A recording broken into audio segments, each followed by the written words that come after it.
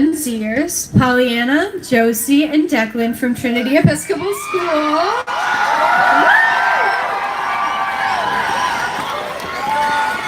To speak about why the climate crisis matters to them. My name's Declan. I go to Trinity Episcopal School, and I really do not like climate change. It's very bad for the earth, and one thing that I think really isn't fair is that my parents' generation, like my grandparents' generation, they're gonna have a nice world, and then, but like in my generation, like we're not gonna have like a very nice world, and I just don't think it's very fair.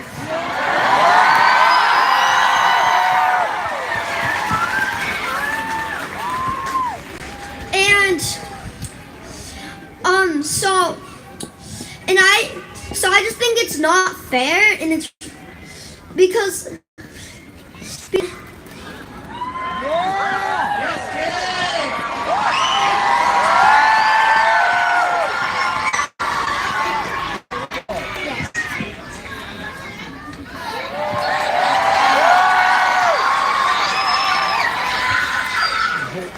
my name is Josie, and I'm second grade, and I go to Trinity Episcopal School.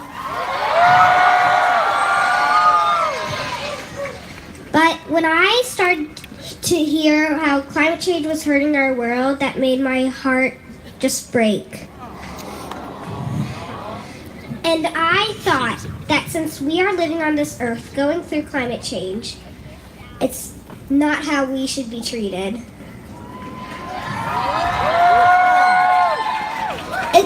It's already infecting our earth, and if we don't help it, our earth will get even more worse. I'm not just asking for you to help me. I'm asking for you to help the whole world by taking small steps.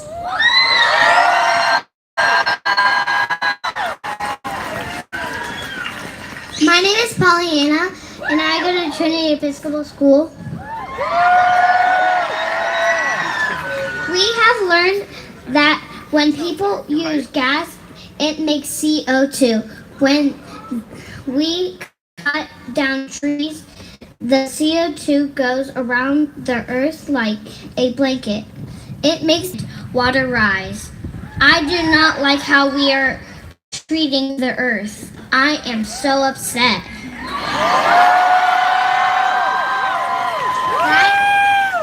And so is the rest of my class. We need help with this problem. Don't just think about your future. Think about our future and the future of our kids. Thank you.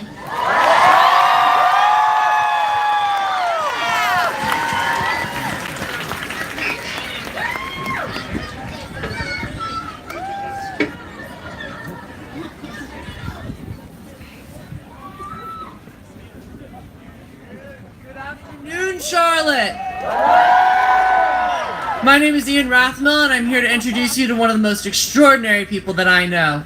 8 months ago, while researching the climate crisis for a Swedish parliament, she read one of Greta's speeches, which led her to read the entire UN climate report. Afterwards, her mind was set. The very next day, she emailed her teachers to notify them of her impending absence and made a few homemade signs. That Friday, she set out for the Charlotte Government Center. 31 weeks later, here we are. I am honored to bring to the stage Mary Ellis Stevens, Charlotte's own Greta Thunberg. She's 14 years old, a freshman at Myers Park High School. Mary Ellis serves as the Executive Director of Earth Uprising Charlotte, is a representative for Fridays for Future USA, and is a certified climate reality leader. Ladies and gentlemen, Mary Ellis Stevens!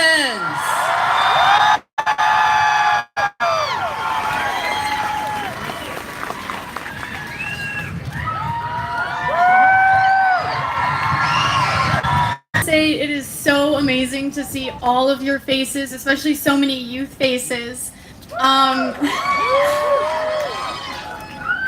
When I started striking, I was convinced that I was going to be alone forever. So this is really, really special.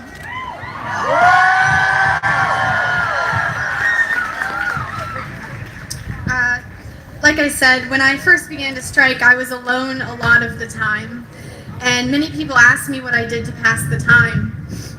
For the most part, I talked to city officials and citizens as they entered and exited the building. I was able to form relationships with several city council members and discuss tangible change I wanted to see in the city. I did homework, I read, I wrote. But when it rained, I sat with my thoughts and imagined. I looked down at 4th Street and imagined how silent traffic would be if we drove electric cars. I watched Duke Energy trucks roll by and imagined them carrying solar arrays. I read studies ranking Charlotte last in economic mobility and imagined our poorest students sitting in our finest schools.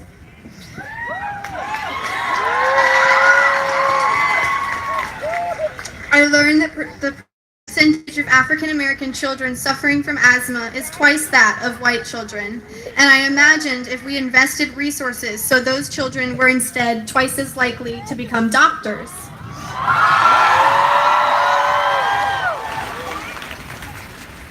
I opened Twitter to death threats and deniers and imagined those people poring over UN climate reports instead of typing away in their parents' basement.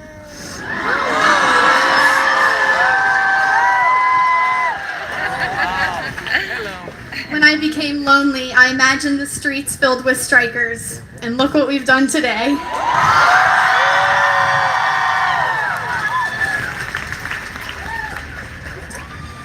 And all these things that I imagine, not only can they happen, they will happen. They must. Imagining the world as it could be gives me hope. But the important thing about hope is that it is an action. You cannot glean it from others. It is something you must create for yourself from the notion that action is the only option in crisis.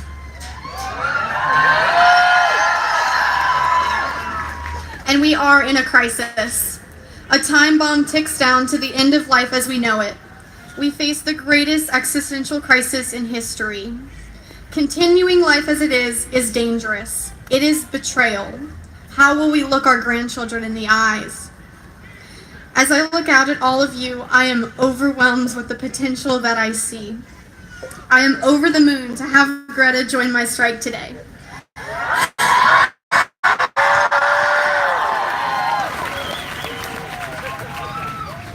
But the real work continues once she is returned home.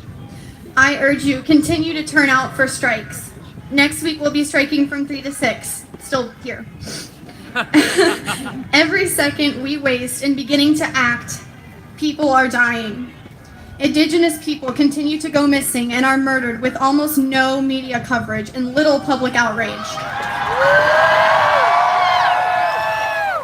Energy providers continue to ship toxic coal ash to low-income areas. People of color continue to die at higher rates because of air pollution. So I urge you, if there is a change you've been waiting to make it now.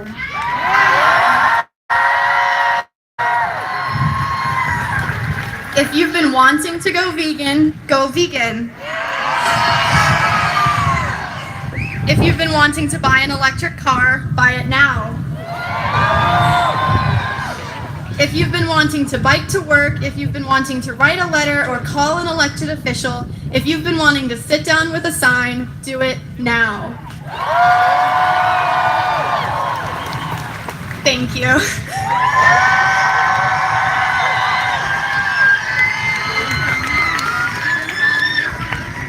And now I have the privilege of introducing Greta Thunberg.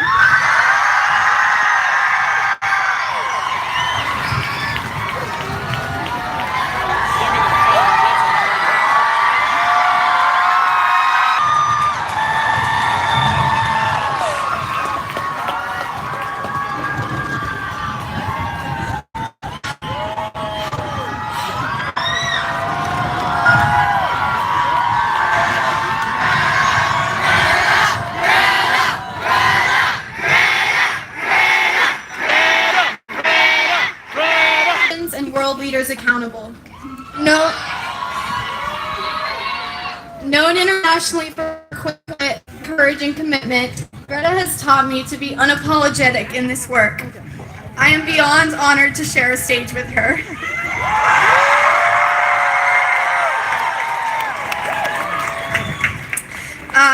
She DM'd me on Wednesday, and I was in the middle of biology. I think we were learning about cell division. I was so elated I couldn't think straight for the rest of the day, but it was just a rapid calling everybody I knew because I was so ecstatic. So please join me in giving her a warm welcome to Charlotte.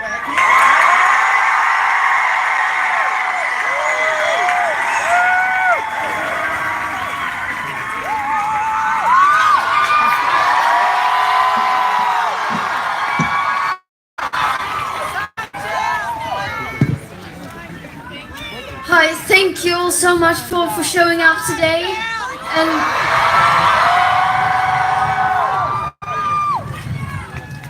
And I'm so grateful to be here with you today and to be here with these inspiring, incredible organizers.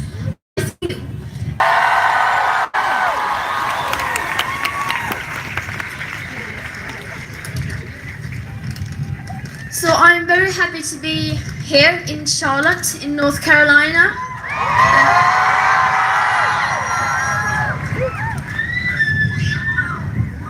And we recognize that we are standing on colonized indigenous land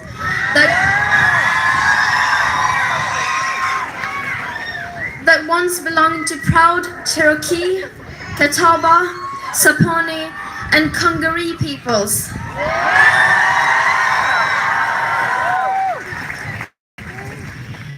In acknowledging the enormous injustices inflicted upon these people, we must also mention the many enslaved and indentured servants whose labor the world still profits from today.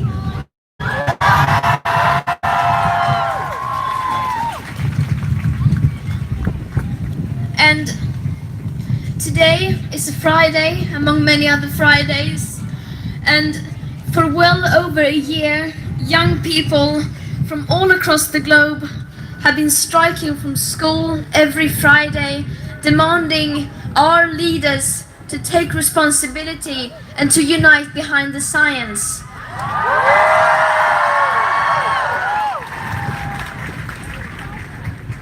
But the people in power have not yet done that.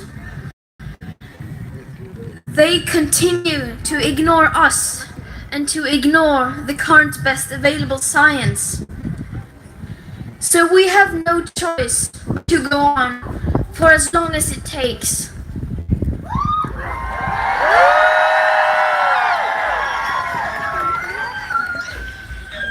And the last couple of months, I have had the privilege to travel around in North America.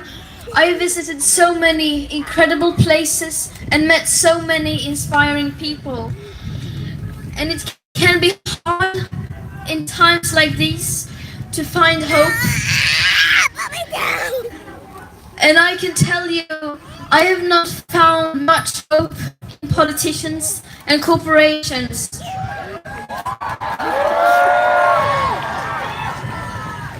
It is the people who now are our biggest source of hope.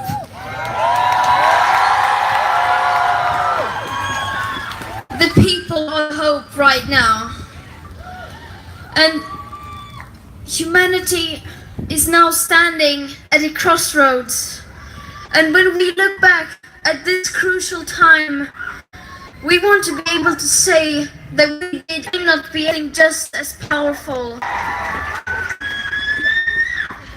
And we need to use them, whether it is on the people in power and the politicians who are supposed to serve us, or whether it is spreading awareness among people our own age to urge them to do the same.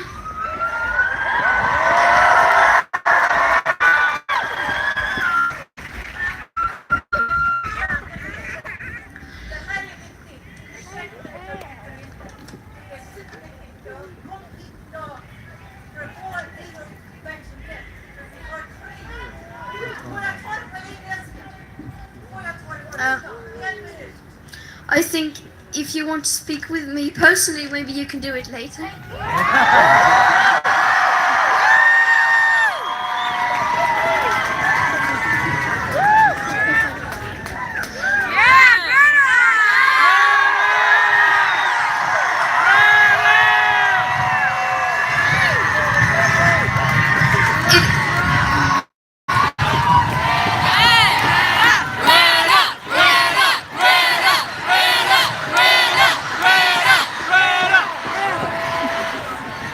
It is we young people who are the future, but there is not enough time to wait for us to grow up and become the ones in charge, because we need to tackle the climate and ecological emergency right now.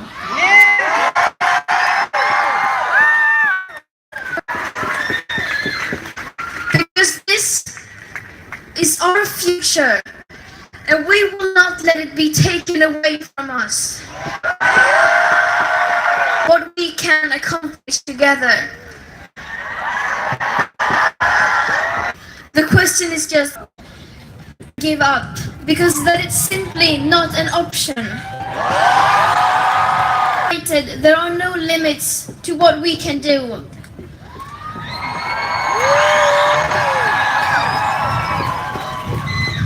Because we are the change, and change is coming whether you like it or not.